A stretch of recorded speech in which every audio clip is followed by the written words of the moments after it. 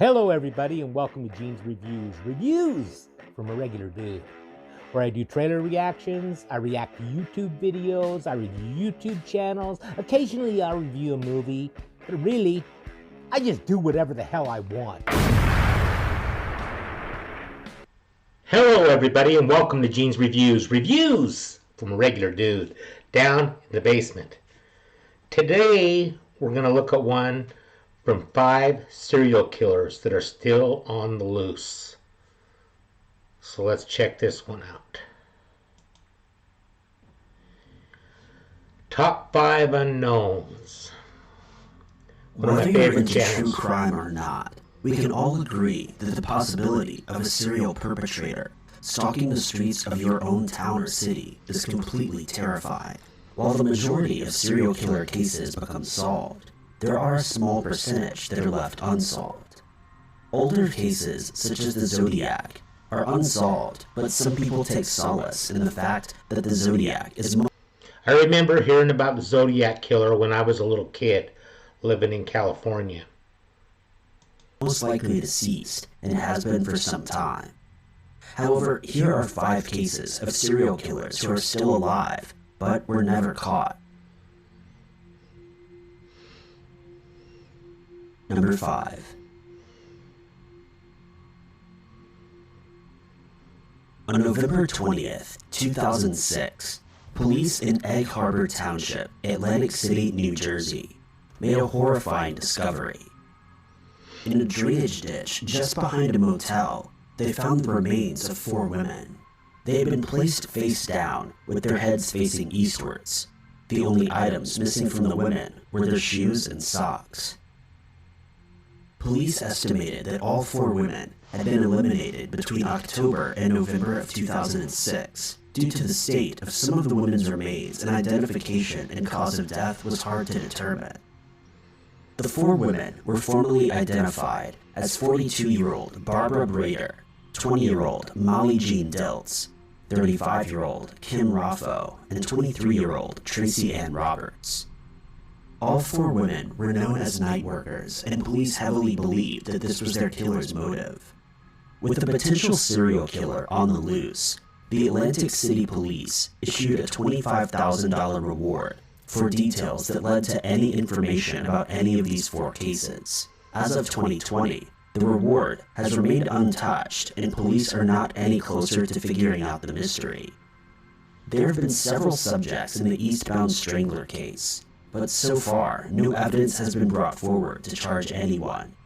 Some have theorized that not 1, but 2 men are responsible for the murders. They believe that the 2 men would lure the women in with the promise of work before strangling them. A website called stalkinc.com has provided a very in-depth psychological profile for the Eastbound Strangler. Part of the profile reads, "In his pre-offense mode, he may have spoken out about the sinful nature of sex work, and he may have voiced economic concerns about the workers destroying Atlantic City.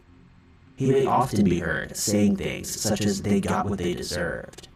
The profile also lists the possibility that the perpetrator has a prior record of harassment towards women, and in the months leading up to the killings, he may have gone through a stressful event such as a divorce or losing a loved one. There have been no new murders that the Atlantic City Police know of, and a $25,000 reward for information still stands. Whoever the Strangler is, he's still out there, possibly living in Atlantic City, waiting to strike again. If you have any information, you're urged to contact the Atlantic City Police Department at 609-926-4051. If there haven't been any since then, I'd be willing to bet that he's not out there. He could be in prison for something completely different already, well, both of the guys. Or they could be dead. They usually don't just stop. So I would think they're already incarcerated for something else, more than likely.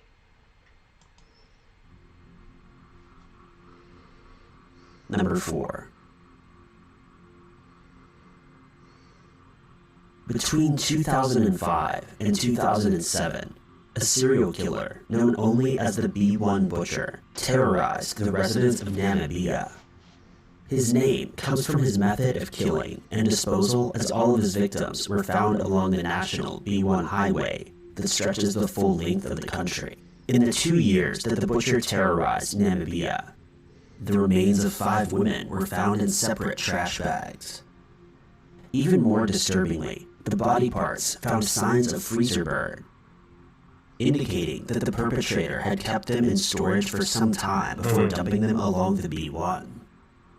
The coroner commented that all of the body parts had been removed with surgical precision, indicating that someone with medical training is responsible.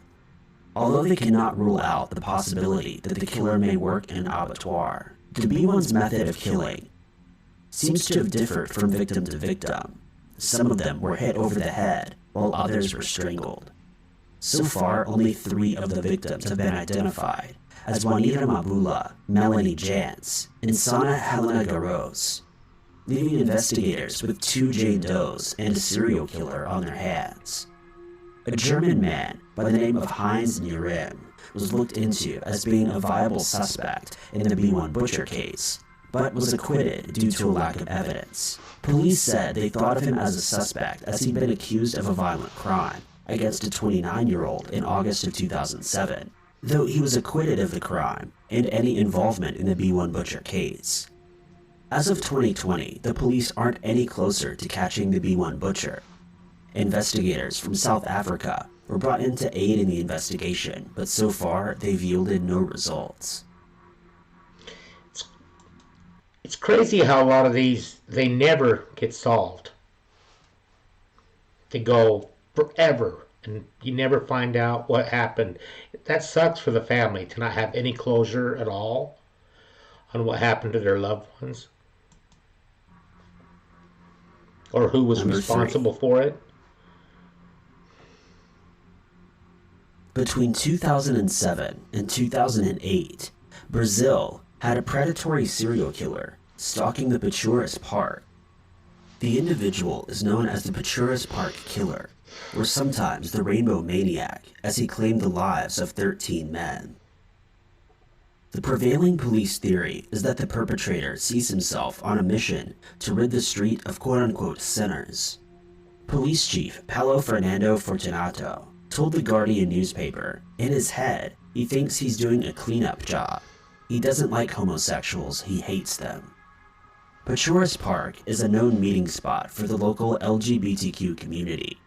Gay men would meet in the park for sexual encounters or to socialize. The Rainbow Maniac used this to his advantage and would lure men into secluded spots in the park. 12 of the 13 victims had been shot in the back of the head with a .38 caliber weapon. They were also found half naked. A link has also been made to similar crimes in the city of Osaso, as the victims there were found shot dead with a similar weapon. If it's the same person, then Brazil has a very large problem on their hands. Yeah. Brazil has a dark underbelly when it comes to hate crimes.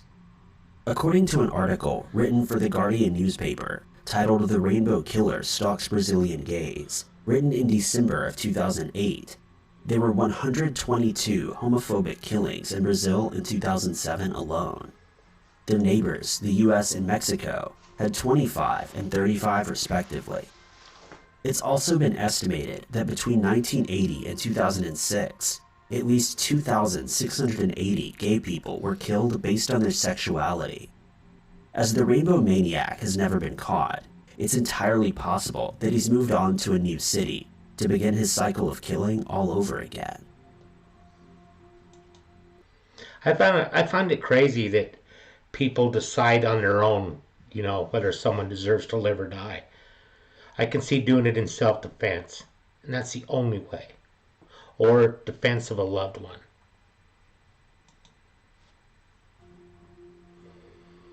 Number 2.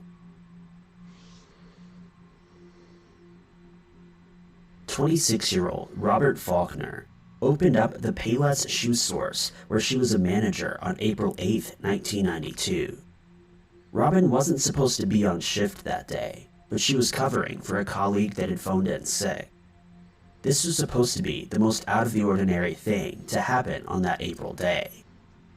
A customer would later walk in to the Pendleton Pike, Indianapolis store to find 26-year-old Robin dead in the back of the shop. Wow, that she'd been person shot she in was the head covering once for before her attacker escaped. dodged a An bullet. eyewitness claimed that he saw a man who looked like he'd been sleeping in his clothes, sitting outside of the shop for around 30 minutes before going inside. The eyewitness also added he was rifling through his bag, talking to himself and giggling. The attack on Robin Faulkner was not a one-off attack.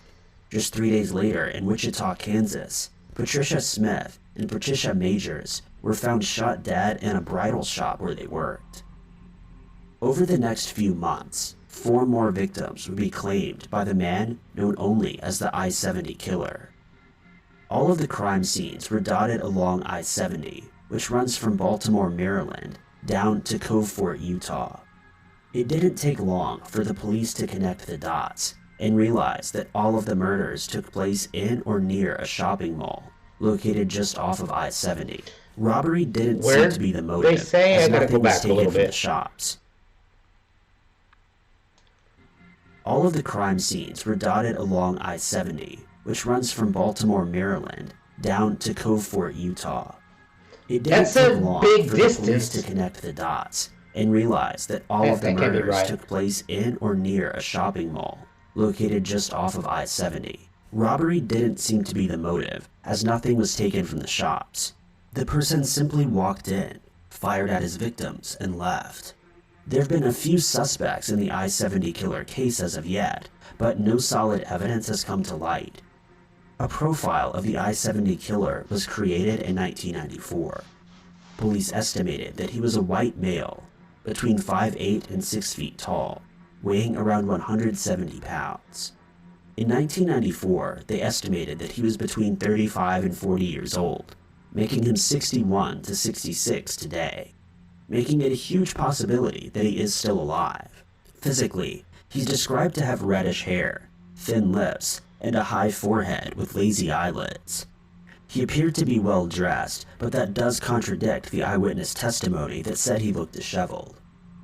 If you have any information about the identity of the I-70 killer, you're urged to contact the local FBI office.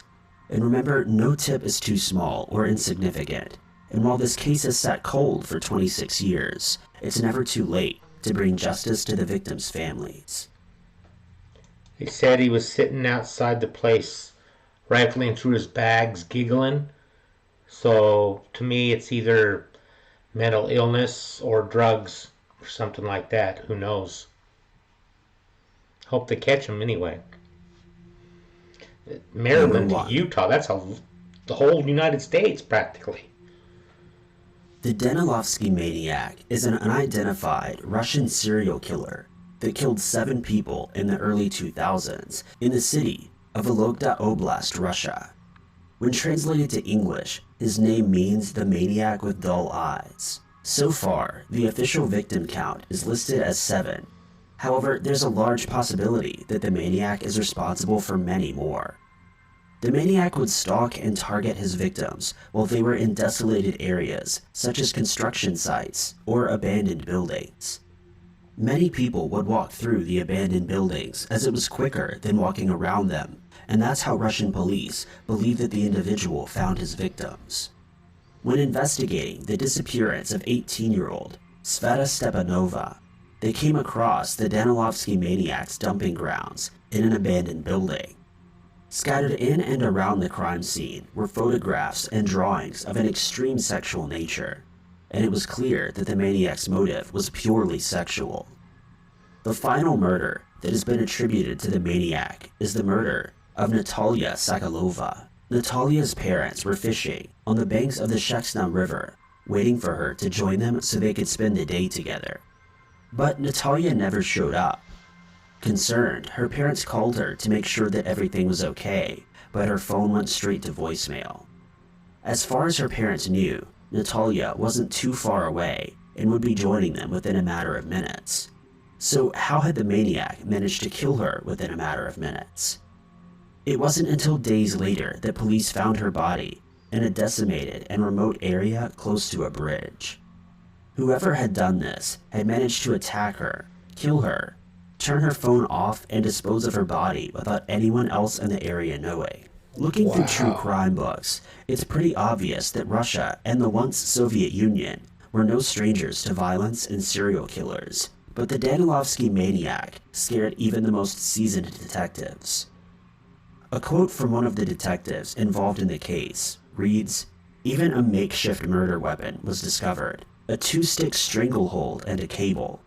Note that the maniac counted many points in advance and did not use factory products in the form of a stranglehold, in the form of leads, belts, or etc., but he made it himself and dropped it. The Denalovsky Maniac stopped killing as mysteriously as he had started. Whether it's because he moved to another area of Russia or is in prison for a different crime is unknown. That's what I'm thinking. He's described as being between 35 and 40 years old, 175 centimeters to 180 centimeters, with short hair, a round face, and deep-set eyes. If you have any information about the maniac, you're urged to contact 8202-507583. Thank you guys. Sadly, most of these I don't think are ever going to be solved. I wish they could, but, you know. Oh well, how about a joke? What did the man say to the police officer who told him, "Anything you say can and will be held against you"? Boobs! Thank you, everybody. Make sure you like, comment, subscribe, hashtag Mean Gene, all that fun stuff. And if you like this video, tell all your friends, leave a comment down below. And if you didn't like it, then just shut up. And I will see you next time.